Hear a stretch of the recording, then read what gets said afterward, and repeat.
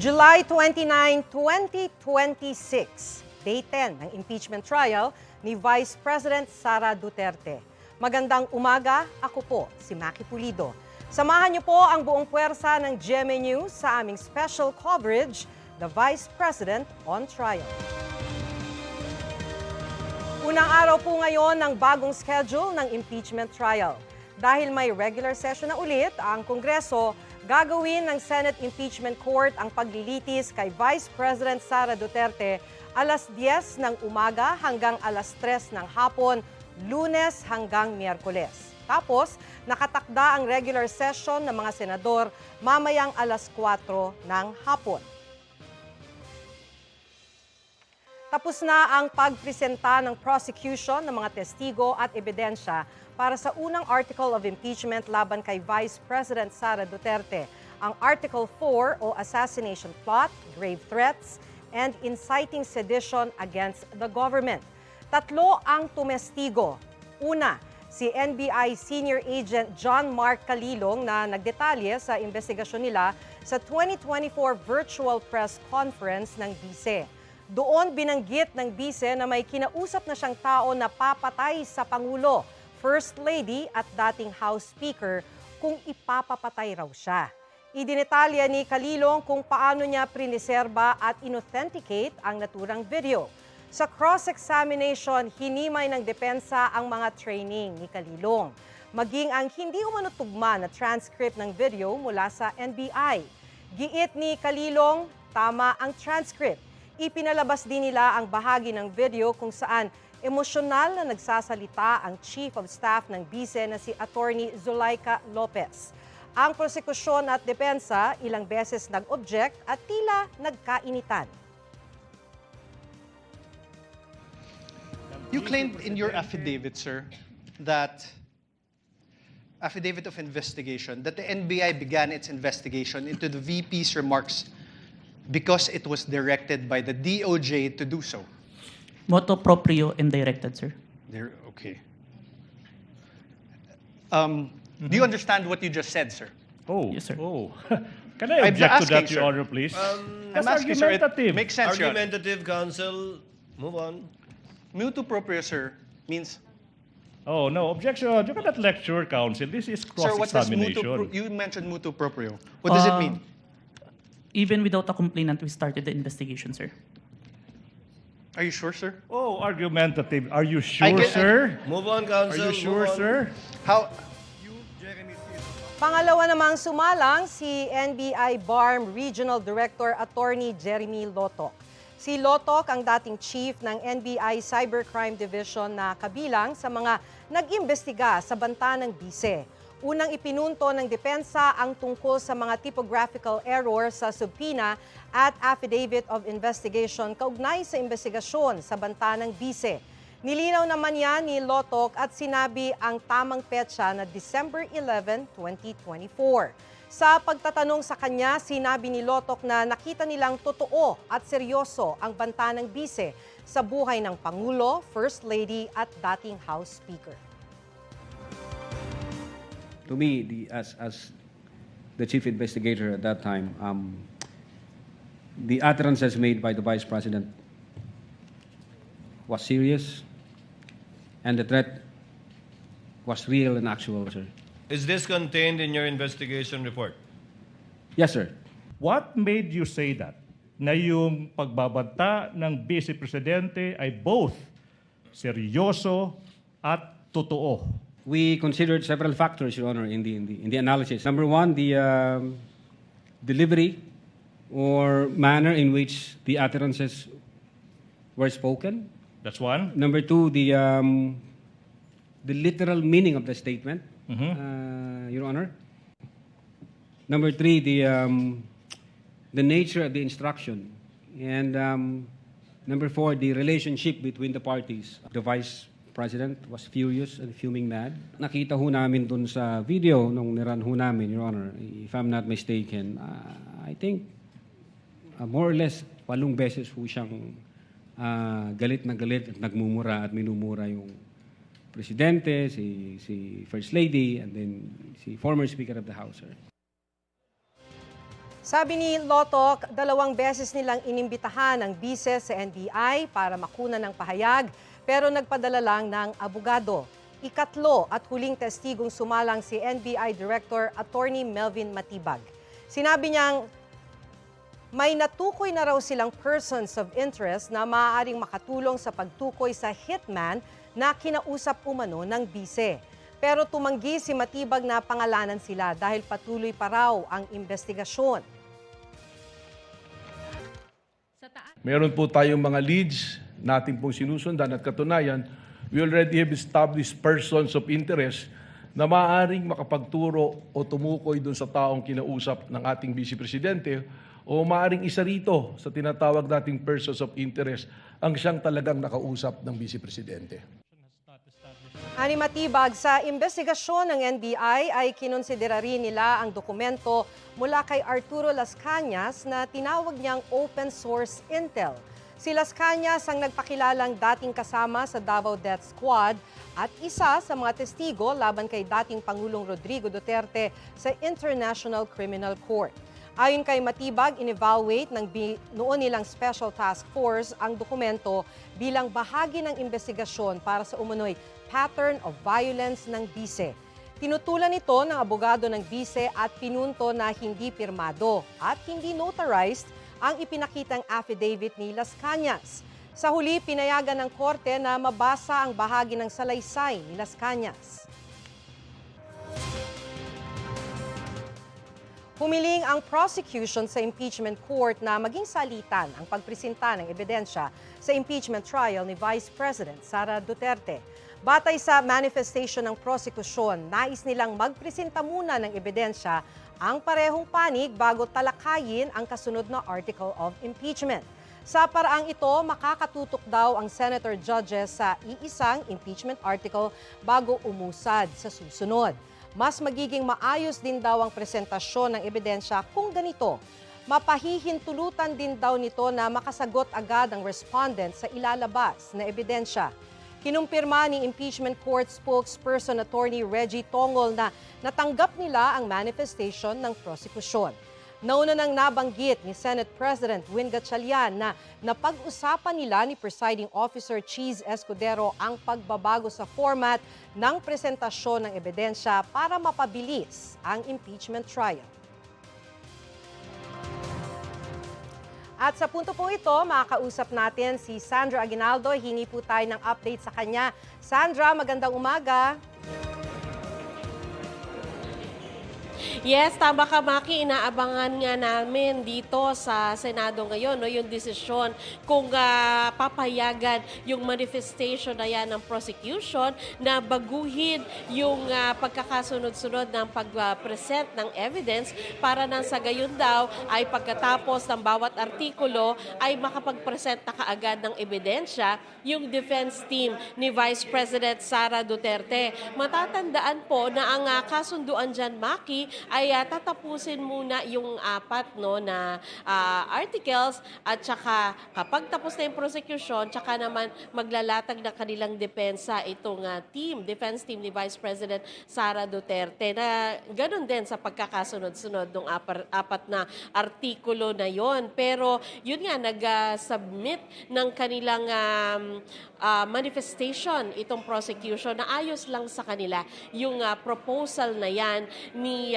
Presiding Officer Cheese Escudero at maging ni Senate President Win Gatchalian na agad ay makapag-present ng evidence yung kampo ng bise. Ayon kay impeachment court spokesperson Reggie Tongol, kagandahan daw nito ay makikita agad ng senator judges yung whole picture o kabuuan ng kwento. Unlike kung hihintayin matapos lahat ng articles at saka palang magde-defense, baka daw hindi na agad maalala yung detalye kung ano nga ba yung naunang inilatag na ebidensya naman ng prosecution. Hinahantay po ngayon ng impeachment court yung magiging tugon dyan ng defense team. At ayon po kay Tunggol, kung matutuloy ito, ibig sabihin ay magpe-present ang defense ng article ng kanila ebidensya para sa Article 4 na natapos na, Maki, nung nakaraang linggo. At ngayon nga, inaantabayan na natin, no? Kasi ang magiging epekto niyan, Maki, ay baka pwedeng maantala, no? O hindi mo ipagpaliban muna yung pagdinig naman dito sa Article 1 o confidential fund ng BICE. And as you know, Maki, ay dalawang former managers po ng Land Bank yung naka-line up po ngayong araw na ito para po tumistigo at meron din pong sinabina na ilang dokumento. So yan muna po ang pinakahuling ulat mula dito sa Senado, Maki. Sandra, at this point, may nakausap na ba kayo from the defense side? At nahingan ng comment tungkol dito sa manifestation na ito ng prosecution?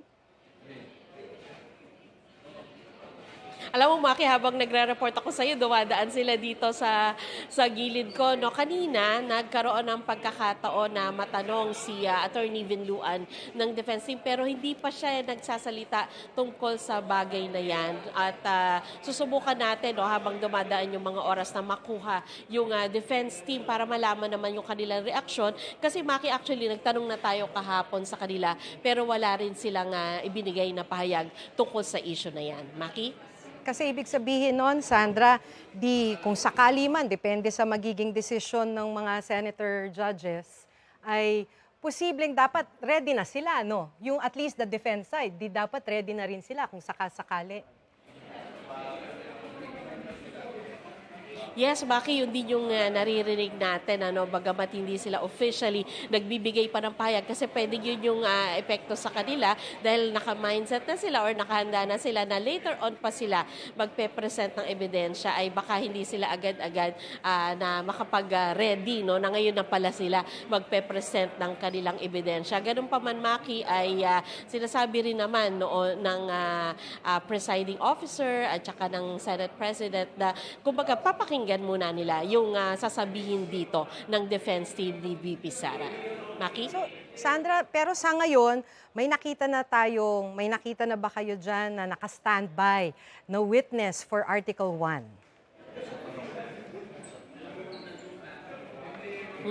Maki, sa ngayon wala pa tayong nakikita pero kung sila'y darating, kasi siya maaga-aga pa, no, Maki, pero kung sila'y darating man, dito sila sa isa sa mga kwarto sa aking tagiliran papasok. Sa ngayon wala pa tayong nakikita. At Maki, maidagdag ko na lamang kasi nakuha na namin ng pahayag itong si Attorney Reggie Tonggol tungkol dito sa issue ng presentation of evidence at narito po ang kanyang pahayag.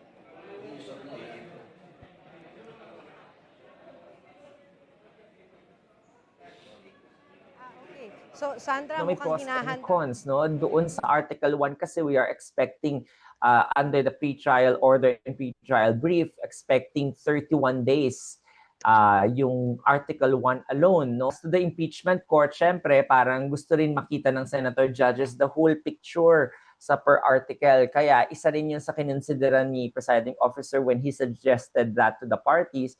When the defense time comes na sila naman yung magpresent ng ebidensya, baka hindi na natin gaano makonect. So, Sandra? Yes, Maki, yan nga yung sinabi ni Attorney Tonggol. Ganun pa man, Max, ay tuloy yung pagdating dito nung witnesses para naman sa Article 1. Kaya yan ang antabayan na natin kung isasalang ba ngayon ang mga witnesses na ito o talaga isisingit na yung defense ni Vice President Sara Duterte para naman po sa Article 4. Maki? Maliban dyan, Sandra, may iba pa ba tayong inaabangan ngayong araw? Day 10. Oo, Maki, ang talaga nakasalang lang talaga ngayon ay yung dalawang former managers ng Land Bank. Pero may pila pa, Maki, kasi 'di ba ang inaabangan pa natin na isa pang siguro notable, no, na kaabang-abang ay yung July 30. Ito naman po yung deadline para naman sa pagsusumite po ng BIR nung mga tax records ni Vice President Sara Duterte, kanyang asawa na si Attorney Mans Carpio at kanilang mga negosyo.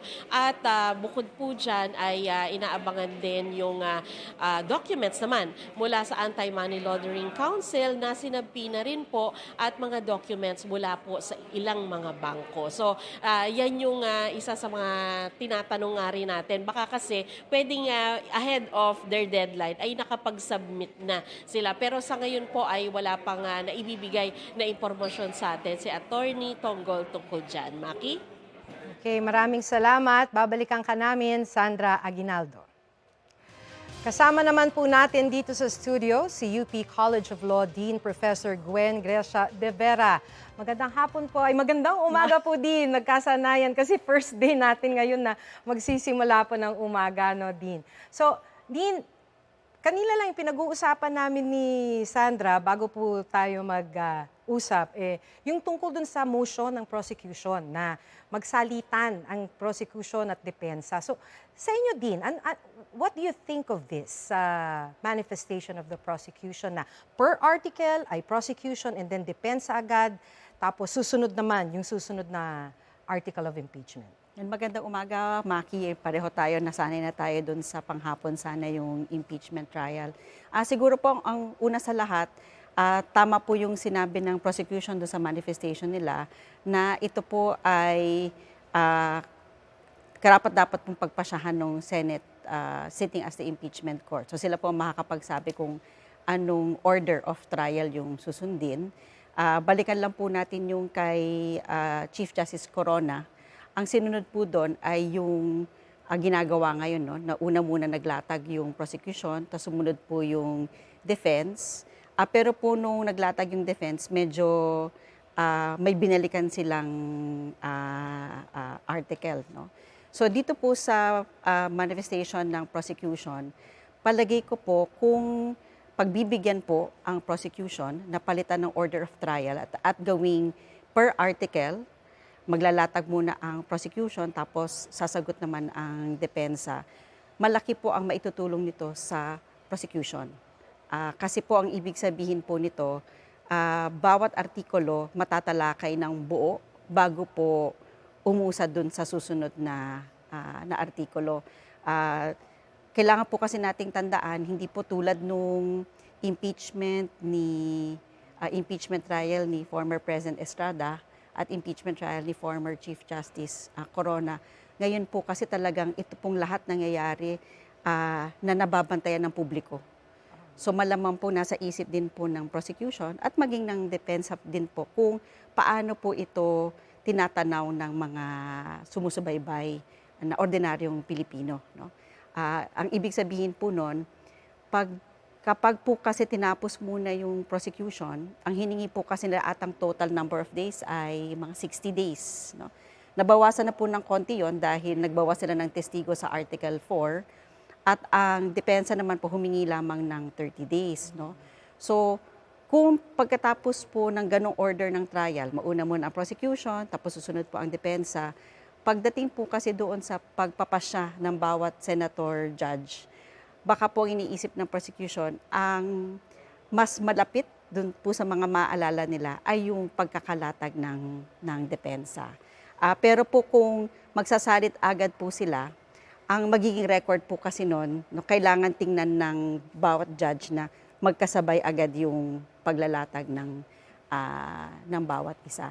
Yung isang banda naman po, baka din po ang nasa isip ng prosecution, yun nga pong ating mga ordinaryong Pilipino na sumusubaybay para po mas mabuo yung pag-unawa natin doon sa bawat article ng impeachment.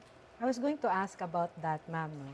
For the public na nagmo-monitor nitong impeachment trial, kung ano ang mas makakabuti ba para mas maintindihan nila yung proceedings sa impeachment, ito kayang salitan o isang bagsak ang prosek tapos isang buhos din ng depensa?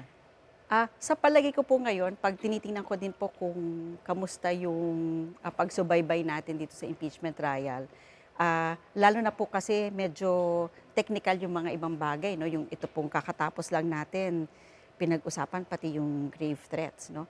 Baka po mas makakabuti para sa mga sumusubaybay kung salita na po agad at makapag-wrap up po ng trial proceedings on a per article basis. Kung hindi po kasi ganun yun, tatakbo pa po yung siguro mga 40 to 50 days ng prosecution, tsaka po maglalatag naman yung depensa, baka po babalikan pa po natin kung ano yung nangyari. Why would that save time, ma'am? Actually po, hindi ko po alam kung makakapag-save siya ng time, no? Kung yun po But yung it might, intention. kung may kailangang balikan. Parang ganun po ba? It could save time po kung maaari po tayong magkaroon ng, parang baka umiksi po siya, kung kamukha po nung impeachment trial ni Chief Justice Corona. Ang nangyari po kasi noon, 30 days po yung hiningi ng, I think parang 40 days yung hiningi ng prosecution. Mas mahaba po yung hiningin panahon ng defense nung kay Chief Justice Corona. Pero umiksi po yun dahil pagkatapos pong mag-rest ng prosecution, binawasan po nila yung articles. Sabi nila, hindi na po kami maglalatag ng ebidensya para sa 5 out of 8 articles of impeachment. So yun lang po sana yung, hindi naman po, maaari pa rin gawin yun ng prosecution kahit po magsalitan sila. In fact po, kapag nagsalitan, dahil makikita na nila kung ano yung nasa depensa, baka po mas magkaroon ng pagkakataon ng prosecution na magsabi na hindi na namin itutuloy dahil parang itong presentation dito sa isang article na to, maaari na po nating isubmit sa Senate sitting as an impeachment court yung pagpapasya. Ma'am, last on this. Sa regular court ay prosec isang presentation bago mag-aano ang depensa. Tama po no? Opo. But this one is an impeachment court. So pwedeng baguhin nila or pwedeng Opo. baguhin nila kung ano man yung nakikita nilang mas magandang proceeding. Opo. So talaga pong maaari po itong pagpasyahan ng Senate sitting as an impeachment court kasi nakalagay din naman po sa saligang batas na sila po talaga ang may hawak sa proseso ng impeachment trial. So ngayon, ma'am, of course, hihintay natin, depende kasi sa magiging desisyon nila Opo. kung magrepresenta na ba ang depensa mamayang hapon o magtutuloy tayo sa Article 1, at least this morning. Pero kung babalikan po natin yung Article 4, like what I asked you this bago po tayo sumalang, ano po dun sa, ano assessment ninyo dun sa iprinisinta ng prosecution dun sa grave threats and sedition? So siguro po, maganda pong balikan natin yung sa Article 4. Maaari po nating itong tingnan sa parang 3 paraan po. No? Yung una ay maganda naman po yung naging pagpapatakbo ng ating presiding officer sa ating first article sa impeachment trial. Lalo na po nung nagkaroon ng oral arguments po ang prosecution at defense tungkol po dun sa motion na ipasupina yung mga bank records at iba pang records ni Vice President Duterte. Yung pangalawa po siguro na doon ay yung naipasok na po bilang ebidensya yung mismong video nung press briefing ni Vice President Duterte na yun po ang pinagmumulan ng sinasabi nating grave threat at naipresenta po si Director Matibag. No? Yung nga lang, palagay ko inaabangan po ng lahat yung isasaad na niya kung sino yung tinutukoy na hitman, pero mukhang iniimbestigahan pa po nila yon. Siguro po yung pangatlo na mahalaga na takeaway, parang hindi po pamalinaw sa atin yung pong ano po ba ang kailangan para po maunawaan natin kung nagkaroon ng basihan para po makonvict dito sa Article 4. No? Kasi po itong Article 4, hindi po natin sinusubukang patunayan na meron po talagang grave threat kung saan maaari sanang kung ordinaryong criminal court to ay makakonvict si Vice President. Ang gusto lang po natin pakita ay yung po bang binigkas niya ay maaaring pagbasihan ng tinatawag natin na betrayal of the public trust, no? Yung pagtataksil, no? Sa kanyang tungkulin bilang Vice Presidente. Okay. So sa ngayon muna, ma'am, punta uli tayo sa Senate para kumuha ng update mula kay Joseph Morong. Joseph? Good morning, Maki. Gilay Sanay, good morning ang batian natin. Good morning, Dean. Day 10 tayo at mukhang magpuproceed tayo sa Article 1. Kasi doon sa pinag-usapan nyo kanina na alternating sequence, kasi ang gusto sana, that was brought up nung last week, no, nung kinausap ni Presiding Officer Chis Escudero yung dalawang panels, no, si Attorney Sheila Season and si Congressman Jervil Luistro. Ang tinanong kung pwedeng alternating, ibig sabihin tapusin ng bawat panels yung kanilang presentation of evidence per article. But ang sabi, dapat mag-agree pareho. Prosecution wants it, pero kanina nakausap natin itong si Attorney Michael Poa ng defense, ayaw nila ng alternating sequence. So, as things stand now, mukhang hindi matutuloy yung alternating sequence na gusto sana ng ilang mga minority senators para doon sa pagsisequence ng mga presentation of evidence. So, Article 1, as mentioned by Sandra, dalawang dating managers ng land bank to testify na sila yung nag-release ng funds. But just to give you a general overview nitong Article 1, ang hinihingi dyan ng prosecution ay 31 days. Yan yung misuse and misappropriation of confidential funds na sabi ng prosecution ay tantamount to culpable violation of the Constitution, graft and corruption, and betrayal of public trust. Some notable witnesses, as listed by the prosecution dun sa kanilang pre-trial brief, si Attorney Michael Poa, yung defense counsel mismo, itong si Vice President Duterte, si Ramil Madriaga, yung nagsabi na personal close aide siya ng Vice Presidente. At during the House Committee hearing, ang sabi niya yung 112 million pesos ng DepEd allegedly was disbursed in 11 days, in 24 hours, not 11 days. Nandyan din si Attorney Zuleika Lopez, Chief of Staff ng Vice President. And of course, itong mahiwagang Mary Grace Piatos, na isa dun sa mga alleged recipients ng confidential funds, and of course, yung Philippine Statistics Authority. Just very briefly, allegation ng prosecution yon. Merong mga names in the OVP receipts na wala mga birth records, marriage records, o kaya mga death records, no? Tapos, insufficient documentation, questionable purposes, and unverifiable outcomes. Ang defense naman, ang sinasabi, it's not a culpable violation.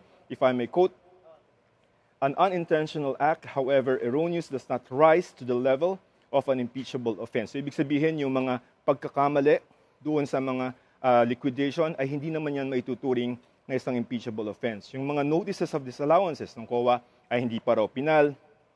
Sabi rin ng defense, hindi naman inallege ng prosecution na may personal gain itong si Vice President Duterte para sa makasuhan siya o maharap siya sa isang graft impeachable offense. And si Madriaga, ang sabi ay may personal na galit yan sa Vice President. Kaya siya may sinasabing mga ganyan kontra sa Vice President. So, that's an overview of what we can expect dito sa Article 1. Day 1 natin ngayon, Naki. So Joseph, malabo na talaga. Dahil yun yung bilin, ano, na kung ayaw nung isa, hindi tuloy ang salitan. Yeah, ang dapat kasi agreeable yung both panels. No? At least, that was the decision. No? Yung initial na, kumbaga, pag-weigh or pag-solicit ng mga sides ng dalawa. But we don't know, according to dito kay Congressman Zia Adjong, no? If it will be up still to the Senate Impeachment Court na magde-decide sila kahit ayaw ng defense on its own, yung court, ay baka sabihin na baka this might be better for all of us. Kasi nabasa natin yung motion, no? Yung manifestation ng prosecution na ini-emphasize nila doon na parang we agree, but yes, this is the power of the Senate Impeachment Court na to dictate or to dictate on how the presentation of the evidence will be. Number one, ayaw ng defense, but it may still be up to the Senate Impeachment Court later kung papayagan nila na as is tayo or mag-assert sila na hindi, alternating. But my sense is, since ayaw ng defense, para to be fair, na lang tayo. Finish ng prosecution and then afterwards, yung defense. Kaya lang problema natin, Maki, kasi dyan, ang deadline itong si PO, Presiding Officer Chis Escudero, mga 5 months yung tatagal eh. So parang kung tatapusin natin yung 93 yung total eh. So kung tatapusin natin yung prosecution, baka makita natin yung presentation ng defense mga latter part of the year or towards the end of this year. So parang in terms of storytelling, no, baka mamaya nalimutan na natin yung Article 4 tapos makikinig pa lang natin after mga September, October yung defense ng witness. So we'll see. Si Atty. Tongol, we have a schedule with him later. Pero yun yung sitwasyon natin ngayon. Ayaw ng defense, prosecution agrees, but we'll see what the court will do. Sinasabi ni Dean kanina, no? Baka po, syempre makalimutan na natin yung presentation ng prosecution bago mag-present ang depensa. Pero Joseph, pagka kung sakasakali na, ay ready naman ba ang prosecution? For the Article 1, for the presentation of Article 1, ready na kaya sila today? Yeah. Meron siya, si Congressman Adjong, no, nakausap natin. So yung dalawa, medyo mabilis lang siguro yan, unless may gustong technical na i-raise yung defense. No? But dalawang bank managers, ang sasabihin lang naman, kami nag-release ng pera. Ang gusto nating abangan dito, Maki, hindi ko lang alam kung anong gagawin nila sa sequence. No? Yung na-mention natin ng mga notable witnesses for the prosecution. But ang mangyayari dyan is, malalaman natin siguro mga 5 days before kasi yun yung utos ng korte. Kung may gusto kayo ng witness, sabihin nyo sa kabilang panel, 5 days para mapaghandaan din naman na. So sila Ramil Madriaga, itong si Atty. Saleco Lopez, dapat for Article 4 nakapila siya pero binago na yan ng prosecution. But to your point, they're ready to present at least itong mga witnesses nila. No? PSA is very key. But today, I think we will see muna yung parang laying on the predicate. Kung sasabihin ng prosecution may misuse and misappropriation ng confidential funds of the Vice President's Office and then the DepEd, papakita muna natin na, okay, may nirelease na pera, tapos anong ginawa dun sa pera na yun. So ngayon, laying the predicate tayo with the 2 former bank managers of Land Bank based in Manila. Maki. Okay. Maraming salamat, Joseph Morong.